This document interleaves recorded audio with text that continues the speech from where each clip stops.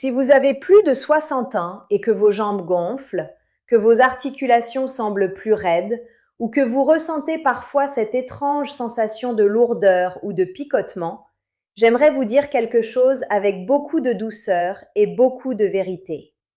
Le corps change, oui, mais tout n'est pas juste l'âge.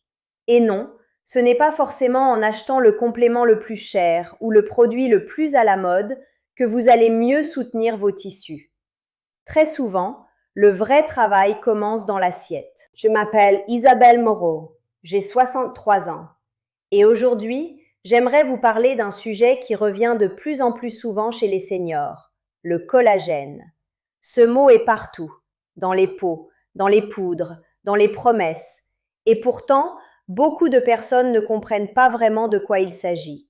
Le collagène, ce n'est pas seulement une histoire de peau ou de rides, c'est aussi une question de structure, de soutien, de solidité douce. Il participait à ce qui donne de la tenue au tissu, aux tendons, au cartilage, à certaines parties des vaisseaux, à cette sensation que le corps reste encore bien assemblé.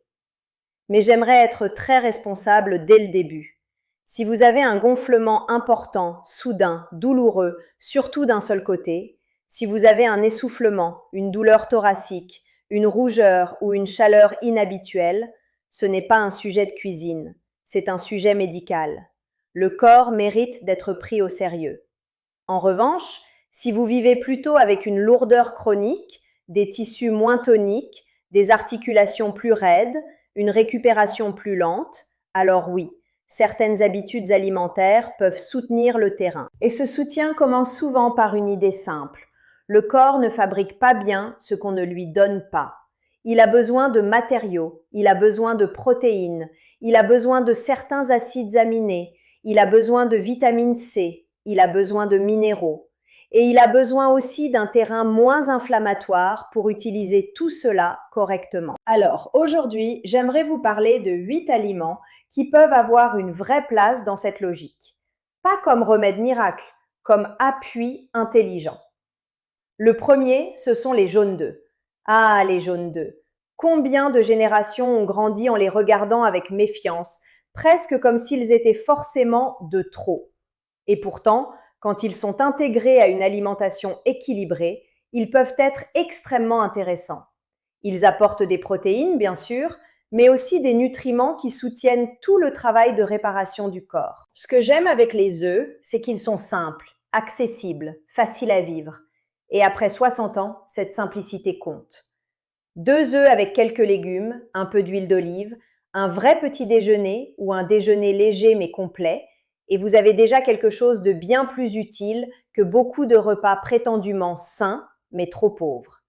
Les œufs ne réparent pas tout, mais ils apportent une vraie base, et le corps adore les bases. Le deuxième aliment, c'est la papaye. Voilà un fruit que beaucoup de personnes sous-estiment. On le voit comme quelque chose de léger, d'un peu exotique, presque décoratif, mais il est souvent très intéressant pour le terrain digestif et pour l'apport en vitamine C.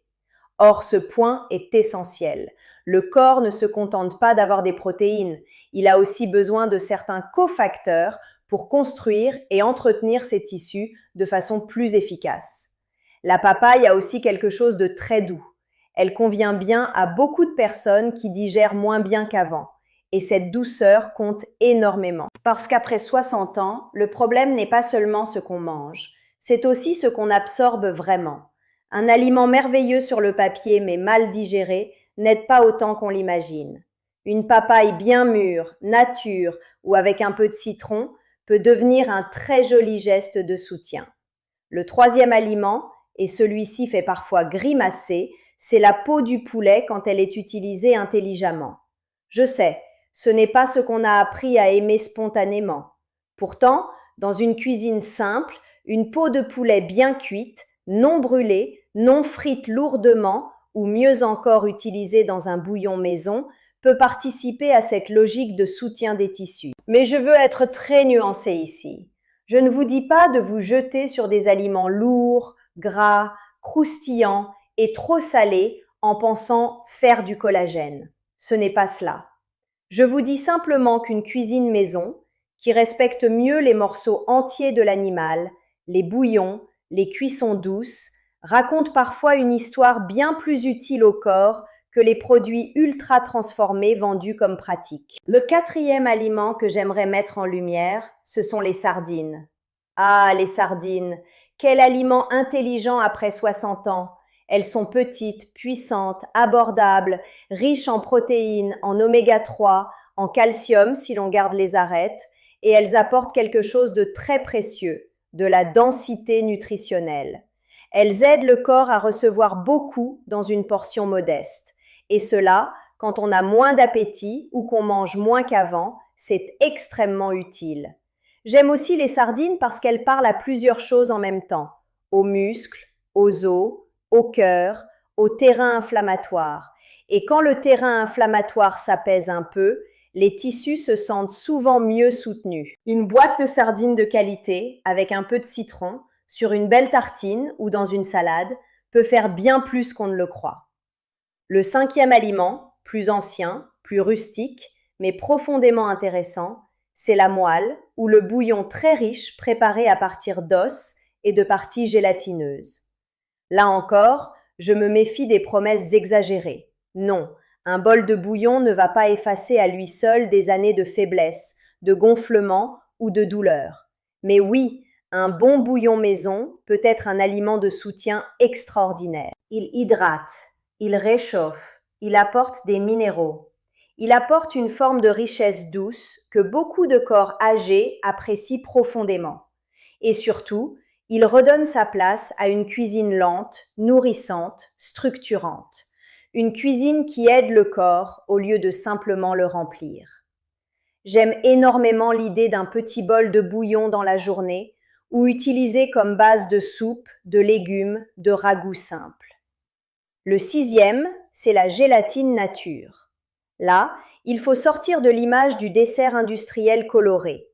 Je parle de vraie gélatine simple, utilisée dans une logique nourrissante.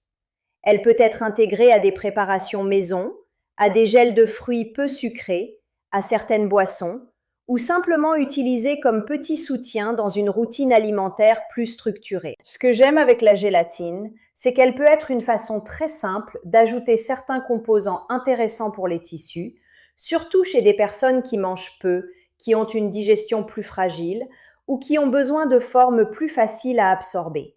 Encore une fois, pas de miracle, mais un outil discret, modeste, parfois très utile. Le septième aliment, celui qui divise toujours, c'est le foie. Ah, le foie. Je sais que rien qu'en entendant le mot, certaines personnes se ferment tout de suite.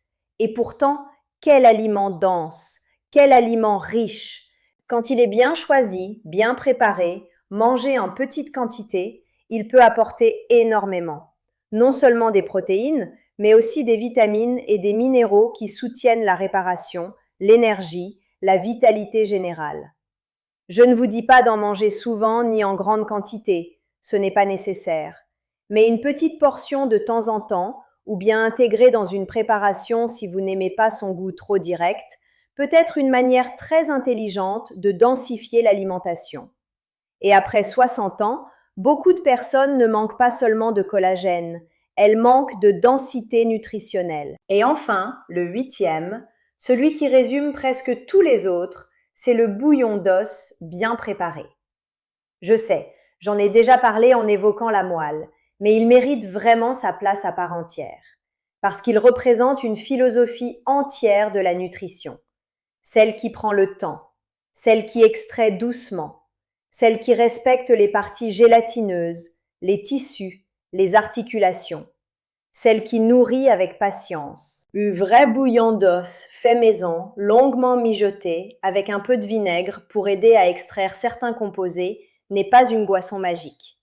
Mais c'est une boisson profondément cohérente pour un corps qui a besoin de soutien. Et je trouve cela magnifique, après 60 ans, de revenir à des gestes aussi simples, aussi anciens, aussi profondément humains. Mais maintenant, j'aimerais vous dire quelque chose d'encore plus important que cette liste. Le vrai sujet n'est pas seulement quels aliments vous mangez. Le vrai sujet, c'est comment vous les intégrez dans un terrain plus large. Parce qu'aucun aliment, aussi intéressant soit-il, ne compensera à lui seul une alimentation trop pauvre en protéines, trop riche en sucre, trop faible en vrais nutriments, trop remplie d'aliments ultra transformés. Aucun bol de bouillon ne fera le travail si le reste de la journée ne nourrit pas vraiment le corps. Aucun jaune d'œuf ne remplacera un vrai apport global. Et aucune sardine ne réparera à elle seule un manque de mouvement, un sommeil trop pauvre ou une hydratation insuffisante. Le corps aime la cohérence. Il aime recevoir régulièrement des protéines. Il aime qu'on ajoute aussi de la vitamine C via les fruits et les légumes. Il aime qu'on réduise un peu l'inflammation de fond. Il aime qu'on marche, même doucement, pour faire circuler tout cela. Il aime qu'on dorme mieux. Il aime qu'on cesse de le nourrir avec du vide. Je pense à tant de personnes qui veulent remonter leur collagène alors qu'elles ne mangent presque pas le matin, sautent le déjeuner, prennent un dîner trop lourd, boivent trop peu et vivent avec des apports protéiques dérisoires. Le corps ne peut pas reconstruire avec de l'air, il a besoin de matériaux et surtout, il a besoin de répétition. Alors si vous deviez retenir une seule chose aujourd'hui, j'aimerais que ce soit celle-ci. Le corps âgé ne demande pas des promesses luxueuses. Il demande des fondations plus intelligentes, des œufs, de la papaye ou d'autres fruits riches en vitamine C, des sardines, du bouillon, de la gélatine simple, parfois un peu de foie si cela vous convient, une cuisine plus lente, plus vraie, plus nourrissante. Et surtout, il demande qu'on cesse de croire que le vieillissement doit forcément rimer avec appauvrissement. L'âge n'est que le début.